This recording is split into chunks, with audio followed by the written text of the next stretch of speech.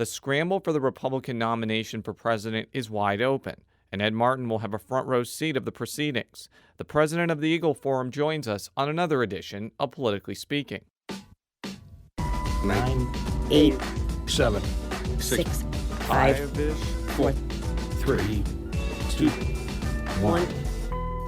I think that is fair to As I say. hands to kiss and babies to shake. But I think my record speaks for itself. That's a really good question. Hello and welcome to the Politically Speaking podcast. I'm your host, Jason Rosenbaum, a reporter with St. Louis Public Radio. Joining me in St. Louis is colleague Joe Mannies and my former neighbor in St. Louis Hills, Ed Martin. Sad that it's a former neighbor because I think we had a really good thing going on. We did. Twitter. I would see you. I wish I had taken photographs of you walking and running or whatever you were doing. I think I only saw you a couple of times. I watched you a lot more than that. Yeah. I think, Stalking. That's how Southside is. That's how St. Louis Hills is. Well, I ran by you once while running with my wife, and you said you waved, and I tried to take my earphones off, but I had already run by you, and you were trying to get as far away from me as possible. I thought you gave me flip me off there. It seemed like we are very neighborly in St. Louis Hills. I mean, me, you, Mariana Favaza, Donna Behringer, the Kratkeys. We're all just Scott Leindecker. Scott Leindecker. Leindecker's right there. But you have absconded to the county, so we can no longer keep that running gag going. But welcome to the show, first of all. We're thrilled to have you. Glad to be with you. Before we get into presidential politics, we're kind of shifting gears to presidential politics. Yes. For people, the 6 people in Missouri politics who don't know who Ed Martin is, tell us a little bit about yourself. Well, as we were talking off the air, I grew up in a little town in New Jersey, and I came to St. Louis in 1995 to go to St. Louis University's graduate school in healthcare ethics. Mm-hmm. There was a famous Father Kevin O'Rourke, who passed away about a year and a half or 2 years ago, great guy who recruited me to come, and I went to law school at the same time. And so that was how I got here. And then over these, almost 20 years now, I've been involved. I'm a lawyer, been in private practice with a big law firm. You worked with the Archdiocese for a while? After law school, I worked for the Archbishop Regali. The thing that really transformed for me, and I often tell the story. In fact, I was with Pat McGonigal of KSDK on Saturday. Our kids play soccer together. And he was saying that he grew up in Massachusetts. We're talking about being not from St. Louis. But if you're a kind of a Catholic kid of a certain era and probably a Catholic male, St. Louis, you look like you fit in. People sort of, they say, what high school did you go to? And you say, DeSmet, and then they walk away, right? Or, what high school did you go to? Because Joe was about to ask that question. I went to DeSmet. No, I went to a Jesuit high school that's just like SLU High in DeSmet. It's called St. Peter's Prep in Jersey City, New Jersey. Did you go to high school with Jeff Mazer by any chance? No, I didn't. I never said, but I recognize the type, Jersey guy. He's also from New Jersey. There's a bumper crop of surly New Jerseyans in Missouri politics. In both sides. I don't know about the surly part, but we had to get out of New Jersey. I think that was at least what I was doing. Okay, so you've run for office several times. You almost made it to Congress. Almost. And I think we got to step back a little bit because you did lose by 2 percentage points, but that was like a 60% Democratic district, and the fact that you came close was an achievement in and of itself. Yeah, I'll tell two quick stories about that, 2 related stories. Down the stretch, Boehner came in and did an event for me. Now this is 2010 for our listeners. Yeah, so I had not been on anybody's radar. Well, that's not fair. I was sort of the last guy that would come across the line, and they realized the wave was that big. And this was the huge Tea Party thing where I'd covered a couple of the debates, and the crowds of Tea Party activists in the audience were huge. Right, and we were just talking off before we got on the podcast about Jefferson County and South St. Louis County. There's a sort of populist set of voters there that they voted for Perot heavily in '92. They were Gephardt voters because they considered Gephardt more conservative Democrat, even though his national record was different. So anyway, the wave's going. Boehner comes out and does a fundraiser, huge crowd, raises a bunch of money. As we're leaving, he says to me something like, a little bit more graphic than this. He says, "Martin, you better win." And I said, "Well, that's the plan, sir." And he said, "That's good because I need to get some Tea Party people up there that are not totally crazy." Something like that. Now, I don't know whether that was a true statement or not, but the second one is Danforth did an event for me down the stretch. Yeah, I remember that. Event. And on the way into the event, he said, the last couple days, I guess, and he said, "Martin, you might win." And I said, "Yeah, that's the point." And he said, I think that'd be front page of the New York Times. In other words, if you win Gephardt's district against a Carnahan, you've really sort of, that would have been the story. But even though that you lost, Yes. I think that there was a couple of significant things that happened. Some attribute your large margin of victory in Jefferson County with pulling some state reps to the Republican side. It was probably enough to override the redistricting map in 2011, which now means that you have 5, 6 safe Republican districts and 2 safe Democratic in Jefferson districts. County, and that was not the case before 2010. Because if you had run in the same district in 2014, I mean, Jefferson County has gone so far to the Republican side comparably to 2008 and 2010. You might have ended up winning that seat at this point, but it wasn't quite there in 2010. No, I think that we were down there getting votes from people who were Democrats, who were telling us they were Democrats, and and now they've come across. I mean, again, another story on that is in 2009 when I got in the race, one of Roy Blunt's people, he was on the ballot for Senate at the time, came and said, "We don't want you to run. We don't need to agitate the Democrats in Gephardt's district to get the vote out." And I said, "Well, let's sit tight and see how we do." And then by the end, Roy Blunt is standing shoulder to shoulder with me because we had sort of put together this the Tea Party folks in the South Jefferson County. But you're right, I don't know whether it's attributed to our race that we flipped Jefferson County, and by the way, Nixon flipped it back, of course. I mean, he didn't. So it's not like it's over and done, but it's certainly the folks down there. But I made more hay when I'll tell you just again. I said we bailed out Chrysler. And then they closed the Chrysler plant 6 weeks later. In Jefferson County, if you worked for Chrysler or knew somebody did, you were just hot. Yeah. And I used to actually say, if Dick Gephardt were still here, he would never let that happen, which was really true. Which actually is true. It's true. That's true. But then 2 years later, you ran against Chris Koster. That didn't go so well. Didn't go as well as 2010. You lost by a large margin. I talked to you about this, I guess, in 2014, but what did you learn from, losing that type of contest by a larger margin? Of course, there was a different wave going on. There was a different wave. You're running against an incumbent. Thing trickled Chris down. Koster can raise $1 billion. He has sort of a crossover appeal. Oh, yeah, all that's true. But just to comment on my current position, I'm at Eagle Forum with Phyllis Schlafly. Right. Phyllis lost twice for Congress at the time, but in 1952 and 1970. And she will tell you that losing was the best thing in the sense that you learn how the system works and you really understand candidates, you understand politics differently. So in 10, I think even though I lost, I think I succeeded sort of all the way to the end. In 12, it was a much harder slog. And you learn a lot more about sort of how the system works and what the tensions are and how it – so – ultimately, I think, though, I will say it's even though Missouri is probably not in play for the presidential, as you just alluded to, there's a lot of play. There's a lot of give in Missouri between the parties. In other words, people will go back and forth more or at least they'll go to the Democrat side if they're conservative, if they see somebody that they think looks like it fits the part. So now, my theory, I've had this for several years, is that I think Republicans sort of shot themselves in the foot, so to speak, when they got rid of straight ticket voting after the 2004 election, because there was a big concern about Dooley and the fact that St. Louis County, that they were contending that people were voting for somebody and it was helping all these Democratic state rep candidates and all this and that. So after you got straight ticket voting and people could switch back and forth, I mean, there have been some projections that in 2012, you may have lost anyway, right. But the point being that there was such a huge switch of about 150,000 voters who voted for Romney and who voted for McCaskill over the whole Todd Akin. There was a variable there. Like, Todd Akin's campaign imploded. No, but my point being, if there had been straight ticket voting, there's a belief that probably a sizable chunk of them would have voted for Romney, left, and just not, and even though hit the R, you mean? Done and hit the R. It would have been an automatic vote for Akin, even if they didn't like what he said. But because people have to go through and singularly vote for each race, that there has been a theory that really helped Democrats, because people then switched to McCaskill after Romney.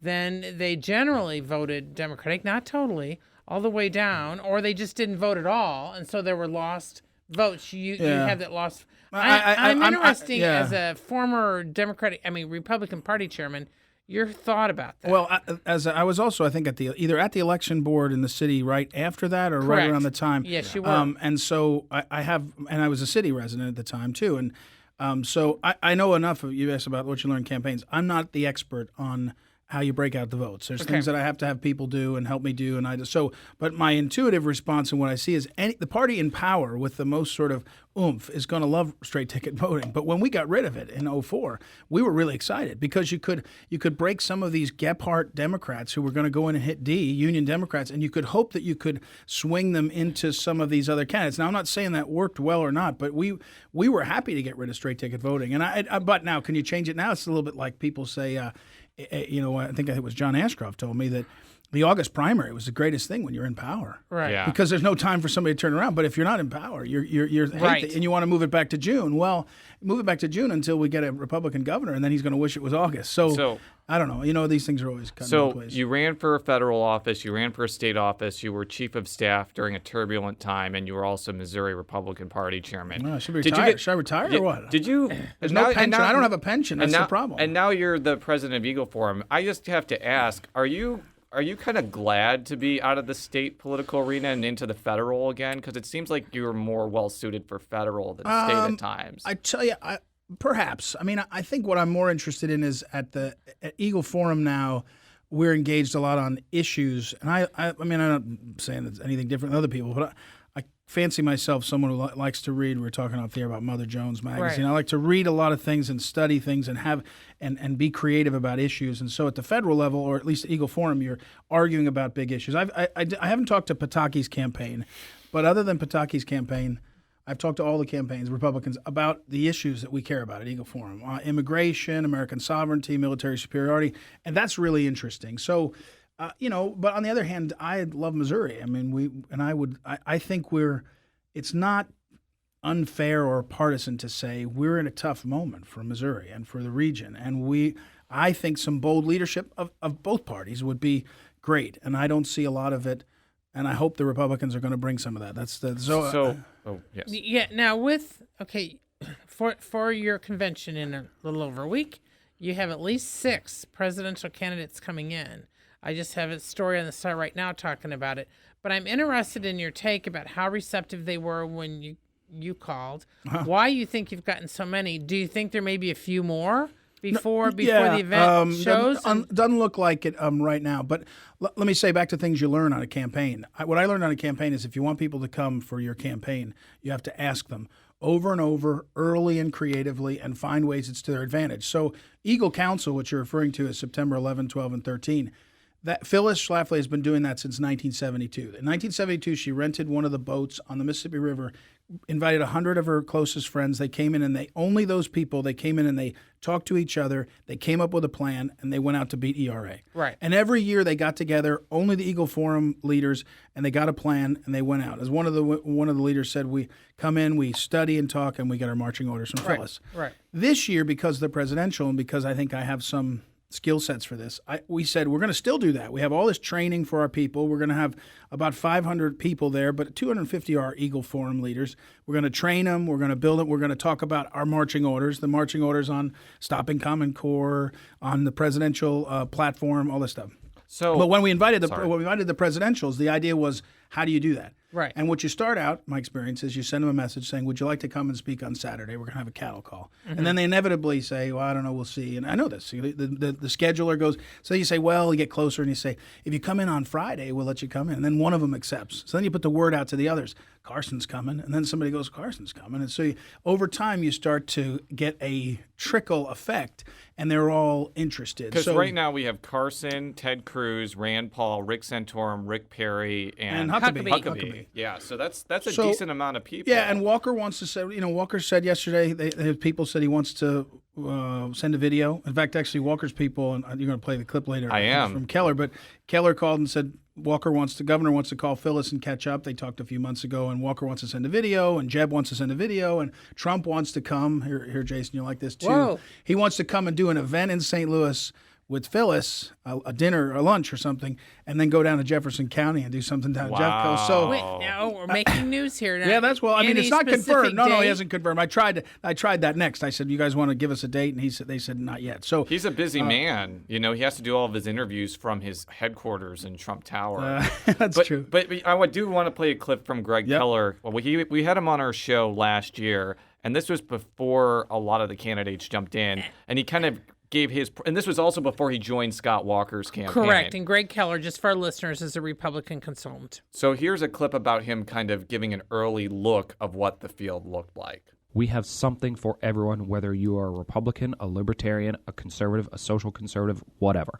If you like Libertarians, you get Rand Paul. You want a blue-collar upper Midwesterner, you got Scott Walker. You want a Bushy, we potentially have Jeb. You want a South Florida phenom, you got Marco Rubio. You want a SoCo, you got either Rick Santorum or Huckabee. You want a turnaround type governor, you got Rick Perry. So where does Trump fall into this? Well, I think that what I thought Greg was saying, didn't remember the quote well enough, is on these issues. If you're into an issue, there's something for everybody. I actually think Carly Fiorina, by the way, Carly was trying to come to our event, and there's a conflict. Again, we were going to try to have her on Sunday, and she's actually the first one that broke the video thing. She said, send us a video. And my answer, Phyllis weighed in last week and said CNN is making a big mistake by not using polls after the first debate because Carly deserves a shot. Now, that's Phyllis Schlafly saying Carly deserves a shot. And my argument to people is, say about everything, you look at that 17. Yeah. You got crusty, old, moderate governors, from the East Coast. You've got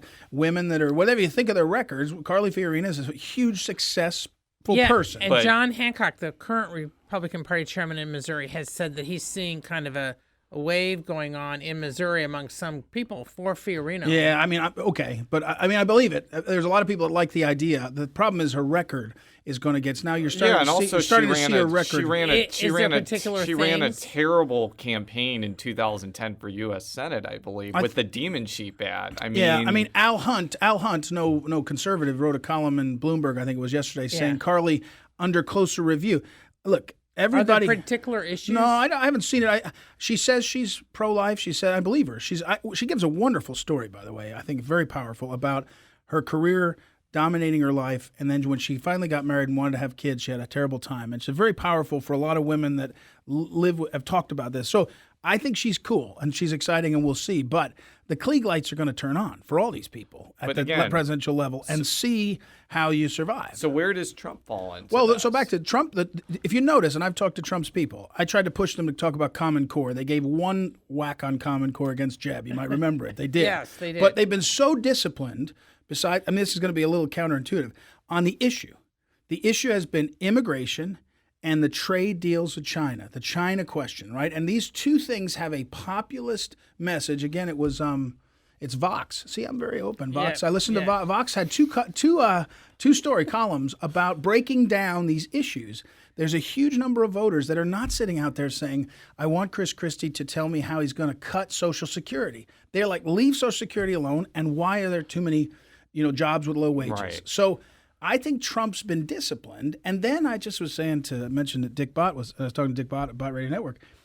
Americans love the big guy. They love the bravado. Yeah. They've always loved the bravado. So it's not 90% of the people that are saying we love Trump. It's 25 or 30. They're like, this is. Does it hurt the fact that some of his stuff that he's manufactured is made in China? Well, sure. But it's like when he says, I'll never take any money. And they say, well, you gave Hillary money. What'd you get? He said, I got her to come to my wedding. And then he says, it's a system that's broken. You're like, you used the system all these years. I'm being very speculative here, but he's built a lot of casinos. Isn't it fair to say that maybe some illegal immigrants or undocumented workers were building those casinos? Or I thought you there. were going to say something else. For a whole segment of evangelical voters still, that's a deal breaker to be a casino maven. Correct. Because I remember 25 years ago. And I'm being speculative. I'm not saying he did. Evangelicals were really upset with the whole gambling effort, legalized gambling effort in Missouri. But here's my question. Mitt Romney in 2008, when his campaign pretty much imploded because he switched from being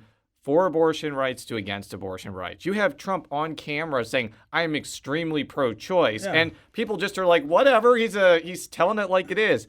Doesn't that eventually come back to haunt him, that people just don't credibly think he's conservative enough, or even a Republican generally? Well, I think in the long run, if you can't articulate what you believe in a way that people feel is authentic, you'll pay a price. I think you get a lot of leeway when you're Herman Cain was interesting, but the 999 thing, at the time, remember, it was like people would say 999, and they're like, 9% tax. Yeah, but Herman Cain imploded. Right, well, he imploded. At a certain point, they said, Herman Cain, we know what you're life is, and we're going to put this, and someone's going to say that's enough. And the question is whether they can say to Trump or haven't already. I mean, as I said to someone today, if they try, the rumor is they're going to come out after Labor Day and try to run ads and things to give Trump a hard time. Right. If they do it wrong, the fear has to be he runs third party. And a whole segment, not 50%, but 25 or 30% of people are going to be like, I'm sick of the party. Well, it's like the Perot effect. That's right. But my theory is like when Republicans finally get into the ballot box and they have all of these choices, that they're going to pick, especially the more conservative, socially conservative, they're going to have other choices besides Trump that they feel are going to be more viable general election candidates, whether it's Scott Walker, Rubio, Cruz. It just seems like they're going to be the people that they actually vote for as opposed to Trump. Well, but I think evangelicals, especially social conservatives, I think they look, maybe I'm wrong, but I've always felt that they looked less at, who we think might win, to who they think is really with them. I think that's one of the reasons Aiken won the primary.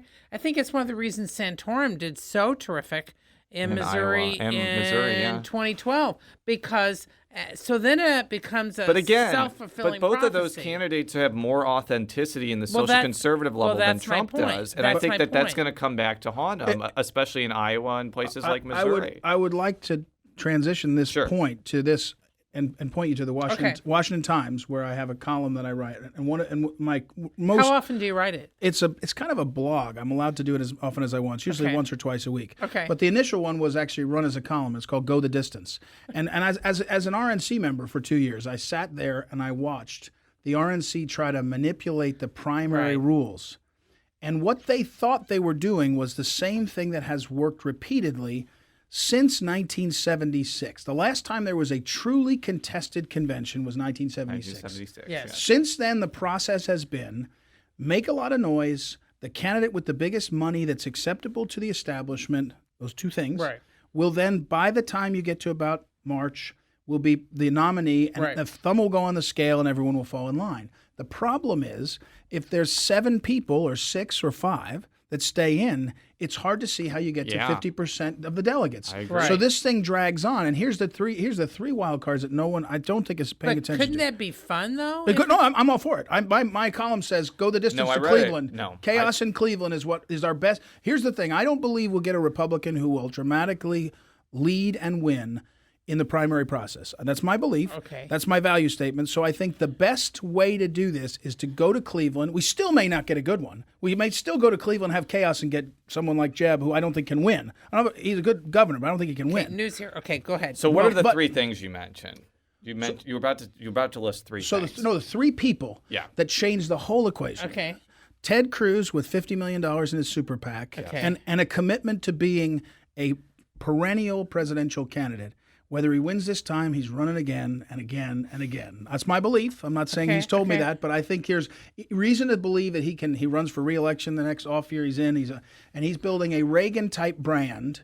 Remember, Reagan ran 3 times. Yes, he did. So, and now, number 2, Ben Carson has money and does not need to define himself going forward in relation to a job, an office, or anything else. So he can go all the way. Now he's got money, and he's got donors, and now he's got momentum. Yeah. And by the way, his super PAC is run by Missouri, and they don't have any big money yet, but if they have any big money, it's another thing. And the final one is Trump. If Trump decides, I'm fine with getting 25%, and I'm going to stay in, those 3 can go all the way. And now you have to have 1 or 2 establishment candidates who will get the other delegates. And we're at Cleveland fighting over the future of the Republican Party. Well, that sounds like fun, but I want to play another clip from your best friend, Claire McCaskill, U.S. Senator. She was asked by my colleague Maria Altman about Trump yesterday at the Danforth Science Center, named after John Danforth's brother, as you probably know. Here's what she had to say about Trump mania. Well, it reminds me a little bit of a demolition derby. I mean, the people who go, they kind of are embarrassed about it, but they can't look away. And there is a certain thing in America that we like, the bright, shiny object that is saying things that are, I think, weird to a lot of Americans. What do you have to say about Well, that? I mean, it's clear if it weren't Trump, I'd she's talking about herself. I mean, there's almost no one who's more comical for me to watch when you know her record and how she's carried herself than the way Claire McCaskill. What astounds me is that the Clintons accept it, because I thought there was at least a sort of blood oath against each other, but they seem to have buried that. Hillary said very nice things Oh, about yeah, her she on has video won. Saturday She has night. won like what, 4 statewide races? Almost. She came very close to beating Matt Blunt, who was a very tough competitor in 2004, lost. But she has a pretty solid electoral record. No, I'm across talking Missouri. about how she handles herself. I mean, she's saying that Trump is a spectacle to look at. Claire's loves being a spectacle to be at the center. It may not be as, in her mind, as dramatic as Trump, but her book now describing how she had this great insight and took down Aiken. I mean, she loves this attention. That's fine. Most politicians do, but it's kind of laughable to. But when Trump says, for example, when he says the things about Megyn Kelly, or when he calls Anthony Weiner a perv, I mean, isn't it kind of saying provocative things to get attention? Yeah, look, but that's right now at the moment we're in politics. Is there's Bernie Sanders. I don't know if he says anything like that, but there's a populist edge to this that some people. It's like when Remember Newt went way up, and when he got mad because they asked about his marriages. Remember in the debate, and he said, "This is what's wrong with America," and everyone went, "Finally, somebody's saying that." I don't defend or know all the kinds of things that Trump could have said, but the anti-political correct stuff feels good to a lot of people. And I think that's what you're seeing there. But when I was talking to Ann Wagner, the congresswoman, just a few days ago, she was saying that, granted, she admitted she's a Jeb Bush person, but she thought that Trump was going over the top and alienating especially women and some other veterans. And she believed that some of that talk was going to come back and bite him at some point. It may, but that's Or why the we have GOP. a lengthy process, and if we have a process where he's not the nominee is going to have to be a big leader, man or woman, who says this is who we are going forward. I tell people this is not about who's the best person or best speaker. It's head to head. Whoever if the Democrats put up Hillary, anyone can win, in my opinion, except Jeb, but anyone can win. I'm not talking about electability, because it's about, you want to be in the past with this stuff, or do you want to go forward? I got it. Oh, but why? Why are you down on Jeb? Just no, I'm talking about electability. I mean, first of all, that's what we're talking I will about. say this, that I think Jeb Bush has not properly explained Common Core, his support of Common Core. He's doubled down on it. I think he's been a little bit better on immigration. And now he's talking about birthright citizenship. He wants that changed. But in general, he's for amnesty, which I think is destructive for the country. So those are two issues. But I'm just talking about electability. I've been on the ballot twice in the last couple of years. If we put another Bush on the ballot, and it's versus Clinton, the argument will be it's about the past. Elections are always, you have to make a framework for the public to look up and say, in the last 6 weeks, I like that. By the time McCain and Obama were sitting in the White House as the economy tanked, people looked up and said, I think that guy Obama's cool and calm, and the other guy doesn't quite fit it. So, I got to ask this question because you were someone who was ensnared in email retention-related controversy, and now you see Hillary Clinton kind of ensnared in one, and you see like Democrats, especially Hillary backers, trying to say, oh, this isn't a big deal, it's a waste of money. When, in 2007, 2008, Democrats in Missouri were making it the biggest deal of ever. I'm not putting a value judgment on whether people are right or wrong on it, but I'm just interested in your perspective on that, given that it was part of your political legacy as well. At the time, we knew that most of the governors and most elected officials were struggling with, how do you do this? Right, you mentioned that I think Dave Drebus has a BlackBerry. BlackBerry back in the day had pins. You could communicate between and so that was not on anybody's server supposedly, right? I mean, so we all knew, and we were in the middle of that. So how do you retain things? How do you handle it all? And Palin went through it as governor. You look at the list, almost all the governor's office had no idea how to handle the question. So I actually have some sympathy for what Clinton was trying to do, in the sense that she knew, but her problem for her is the classified nature. To me, the classified stuff is where you run into a different. But wasn't most of that classified after she sent it? I have no idea. But if you're Secretary of State, it's hard to. it's hard to think that you can get things sent to you that on another server. But anyway, I think the point is that it's still, and the other thing is, this is an interesting question historically. How do you retain, I work for Phyllis Schlafly, and Phyllis is 91. She's been active in politics since 1946. Correct. She was one of the first employees at AEI, and then she came back and ran a campaign in Missouri. She was the campaign manager in 1946, and she has the speech notes and all these things from 1946 to today. It's an extraordinary archive. I'm bragging about that. But now the question is, how do you have an archive of people's email exchanges, right? In other words, we have email exchanges that go on of Phyllis Schlafly's in the last 10 years of her thoughts and questions on topics with major leaders. Well, it used to be letters. I mean, she has letters from back and forth between her and Reagan in the 70s. Well, there's not that in the same way. And that's another whole question historians got to struggle with. But absolutely. I think it's politics is politics. They're always going to find an issue to fight about. And I think, I think Clinton's going to get put in a spot over the cover-up or what they've done since, and we'll see. We'll have to see. We'll have to see if that issue has legs. Now, as a major conservative, just looking at the Democratic field, who are you most concerned about? I mean, as far as getting the nomination and then you're running against it, who do you? Yeah. Well, I mean, there's really what. There's there's four candidates. Well, I'd make an observation first. Is most people don't, you all do, and I bet many of your listeners don't understand that the Electoral College map starts stacked against Republicans significantly. Right. So whatever the numbers, I might be getting wrong, it's 242. I think is in the bag for the Democrats. It's hard to see them changing that. Now, you mean the Republicans aren't going to win Illinois next year? Yeah, exactly. They used to. Well, and I think that again, I think if you ended up with a populist message that had something to do with something, when Trump used the word tariffs, that's the first time a Republican of any level had said the word tariffs in years and years. Since right? William McKinley? Yeah, I don't know. Well, you're not allowed to say McKinley's name. You have to say Denali. It's William Denali now. But anyway, so the point is we start stacked against us. And to me, populist sort of leaders like O'Malley. Now I know he's not getting any traction, but a young guy who says he sweeps up all the Democrat voters in all the big cities and everywhere, and then he goes into Ohio and he says, "I'm on your side. I'm a union guy like you." Now he's not going anywhere. So I think Hillary's the best bet for us to win because I don't think Bill can save her in terms of that. What about Biden? I think Biden is Uncle Joe from Scranton, Pennsylvania. He does have the lunch bucket appeal. From Petticoat Junction? Yeah, no. He's from Scranton, and everybody looks up and knows an Uncle Joe. He's a great character.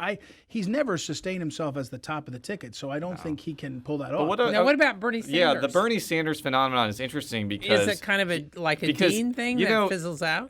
The thing that I find kind of funny is Bernie Sanders is not even really a Democrat. He's an independent who has never been a part of the Democratic Party, yet he seems to be taking along with him a pretty sizable segment of that party's coalition with him. Yeah, I'm sure I'm not the first one to say it, but when you see the populist edge on the left that he and Warren are able to attract, and then you see on the right, you see some of the frustration in Trump and all.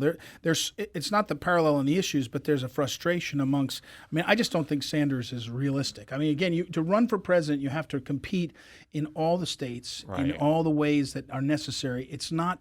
You don't do it. It's one of the reasons why out of the 17 Republicans, there's a number of them that I would give them no chance because they don't understand that if they won Iowa tomorrow, they wouldn't be able to put together a team to run in the other states. O'Malley will be interesting to watch because right now he's kind of mired in, I would say, non-competitive status, but especially if Sanders' mania kind of fizzles, he's probably the next best rival for Clinton. So we'll have to kind of see how that turns out. Or do you think Elizabeth Warren might get it? No, I think Biden runs. I think Biden runs and it lasts only a little while and he's out. But I think that makes it so Hillary says, look, I can beat the guys that we all like and all that, and we're going to move on. So I think it's fine. I mean, again, if Hillary, I wouldn't bet against Hillary in the sense that, again, the Electoral College. I mean, there's a real problem for our side. But I think she's our best candidate because I think we can say she's about the past. This is a vision for the future. But if we don't do that, the vision for the future, it won't matter. So we only have a few minutes left. Okay, immigration. I mean, I know because that's one of Phyllis's top issues. Sure. What do you see? I mean, is there anything particular the Eagle Forum is for besides getting the people to go back? No. How would you do that? Well, I would say we're actually for stopping illegal and legal immigration. Okay. That legal immigration is abused. We've seen now some of the reports on how some of the visas, the H-1B1 visas, have been sort of, and so we think there's in American history. significant moments. There's been pauses in immigration for So reasons. you want no immigration, Well, we period. think that a pause in immigration. It's one of the things you'll hear Phyllis say is when people say we have to go somewhere because people won't do the jobs. The thing is, we have the best and the brightest in America. We do. We have plenty of kids, young men and women that are graduating with science and technology degrees that can do the job. What Silicon Valley likes, they admit this, is cheap labor from India. $75,000 a year is cheaper than $150,000. And so when I say pause, there's two reasons. One reason is because we think it would be important to let the workforce settle. And the second one is we have had in America in the 20s and 30s after that a time for people to assimilate. It is not an acceptable model for living together to have people come and have their own communities forever. You can speak Italian on the Hill. We love going to the Hill too. But ultimately, the Italian Americans wanted to assimilate. And some of the immigrant communities, not only the Hispanics, but others, are not assimilating yet. So a pause would let them assimilate, and that's I think that's I have important. to ask this question, and admittingly I have a personal bias here because my great-grandparents came from Poland in the 20s and 30s, but that sort of message even to people who are like second and third generations who have the link to the immigrant past of no immigration or limited immigration, aren't they going to be kind of repelled by that because they still hold on to some of that immigrant identity? Because they recognize no one's saying no immigration. We're saying we've had plenty. And now is a good time to pause. Just like when your grandparents came, that was, as you say, that was a great thing that they came. Because there was a pause between there was a major more pause. or less between the 30s and the 50s. Yeah, major. But they went to Ponca City, Oklahoma, actually, and they opened up a clothing store for all the oil barons there because Ponca City is actually the home base of Conoco Oil. So, I think that they went from living in Grodno, Poland, which is now part of Belarus, to being Oklahomians. So I just wanted to mention again, that. I'm there may be personal stories, and you may be right, but I think the data shows that people, when you talk about, you can either raise wages by forcing, minimum wage up, or you can raise wages by decreasing the labor pool. And one of the things you could do is decrease the labor pool. Now, Jason, you may not want to clean rooms downtown for $12 an hour, but if it was $24 an hour, not now, but a few years ago when you were just a journalist or whatever. Anyway, you could, isn't that what Eli Yoakley's off doing? Well, did you know that during my freshman to sophomore year, I cut boxes and cleaned shelves at a restaurant Supply Depot for $6 an hour in Chicago? For one summer? Just one summer? Look, I worked in a dairy supermarket. Did you know that I cut this finger both here and here, and I still don't have feeling on that because I did something like that? You should get a I lawyer up. You should lawyer up. I worked in a Dairy Queen in the 70s when I was in high school, and back then we were paid 75 cents an hour. Yeah. This is before the fast food I just want to point that out, not were to not included by not the to be minimum wage. not to be curt, just as a humorous aside that I have taken the jobs that nobody else wanted to do. Well, yeah, that's I guess. Although working in a that's not a bad job, is it? Working in a No, it was not the worst job I've ever had. There you That's go. all I'm So gonna back say. to you. Back to you. Back to you, Ed. What My favorite topic. I mean, is there any thoughts of getting back into politics? I mean, Will you ever run for anything Yes. again? I cannot imagine in my future right now running for office.